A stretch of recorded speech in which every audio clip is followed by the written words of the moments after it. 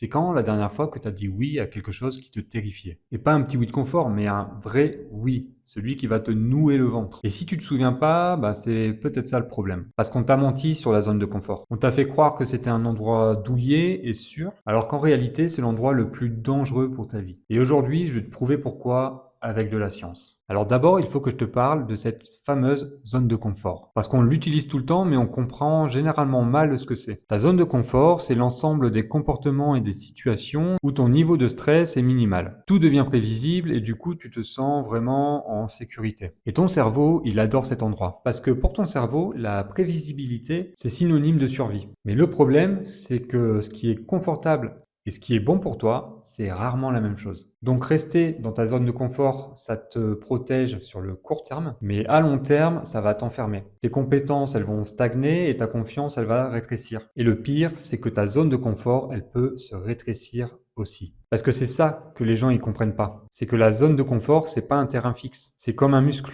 Et si tu sors jamais, eh ben, elle va s'atrophier, elle va se rétrécir. Et les trucs qui te paraissaient normaux vont devenir intimidants pour toi avec le temps. Tu commences alors à éviter de plus en plus de choses dans ta vie. Et un jour, tu te réveilles dans une vie où la moindre nouveauté te terrifie. À l'inverse, chaque fois que tu sors, même un tout petit peu, cette zone, elle s'agrandit. Et ce qui te faisait peur hier devient ton nouveau normal. Mais attention, c'est là maintenant que ça devient intéressant. Parce que sortir de sa zone de confort, ça ne veut pas dire qu'on va se jeter dans la panique totale. Il y a une science précise là-dessus et elle date depuis plus d'un siècle. En 1908, deux psychologues, Robert Yerkes et John Dodson, ont découvert une relation qui porte aujourd'hui leur nom, la loi de Yerkes-Dodson. Le principe, ta performance augmente avec ton niveau de stress. Mais jusqu'à un certain point. Et après ce point, si le stress continue à monter, ta performance, elle s'effondre. Ce que ça veut dire concrètement, c'est qu'il y a trois zones.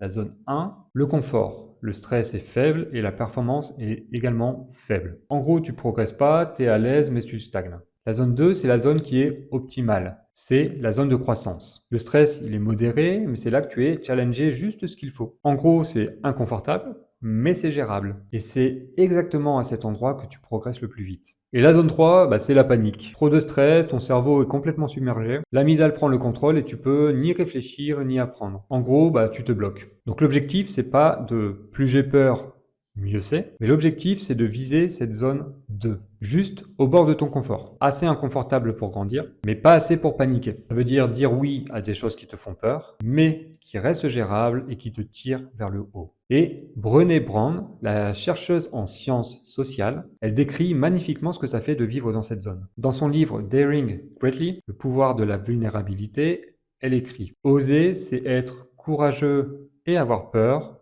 chaque minute, exactement au même moment. Et c'est ça, dire oui à ce qui te fait peur. C'est pas l'absence de peur, c'est la peur et le courage en même temps. Et les deux vont cohabiter ensemble. Alors voilà comment tu peux transformer ça en habitude concrète. Je l'appelle un oui par jour. La règle 1, identifie ta zone 2. Et chaque matin, tu vas te demander c'est quoi le truc qui me fait un peu peur aujourd'hui mais qui est faisable. En gros, tu cherches le truc qui te fait dire bah ouais, ça me stresse un peu, mais je peux le faire. Et ça, c'est ta zone de croissance du jour. Par exemple, ça peut être poser une question en public, proposer ton idée pendant une réunion, dire non à quelqu'un, ou encore demander quelque chose à quelqu'un qui te fait peur. Et la règle 2, c'est de dire oui avant de réfléchir. Et je pense que tu te souviens de la règle des 5 secondes qu'on a vue dans une des vidéos. Eh ben, c'est le moment de l'utiliser. Quand le moment se présente, tu comptes 5, 4, 3, 2, 1, et tu dis oui avant que ton cerveau ne monte son dossier d'excuses. Et la règle 3, c'est d'augmenter la dose progressivement. C'est comme la muscu concrètement, tu commences pas direct avec 100 kg. La zone 2 d'aujourd'hui va devenir la zone de confort dans 2 semaines. Et là seulement, tu pourras viser un peu plus haut. Et c'est ce qu'on appelle l'exposition graduée. Exactement le même principe utilisé pour les thérapies pour vaincre les phobies les plus tenaces. Et la règle 4, ça va être de capturer ce qui s'est passé. Après chaque oui, note une phrase qui décrit ce qui s'est passé. Et tu vas constater un truc. 90% du temps, le résultat est meilleur que ce que ta peur annonçait. Et finalement, même quand ça se passe mal,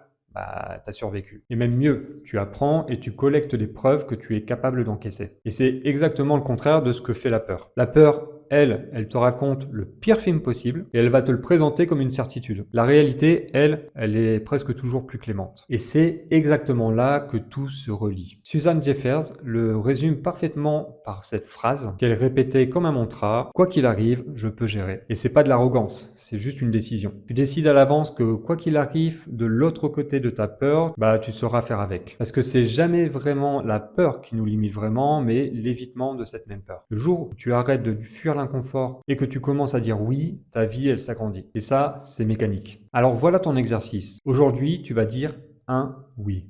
Un seul. Et ce, à quelque chose dans ta zone 2. Et après, tu notes ce qui s'est passé. Tout simplement. Et dis-moi en commentaire, c'est quoi ton oui du jour du coup. Engage-toi publiquement, ça rend les choses beaucoup plus dures à esquiver. Jour 11, on est lancé. Demain, on s'attaque à la motivation et de pourquoi tu as eu raison de jamais vraiment compter dessus. À demain, jour 12. Ciao.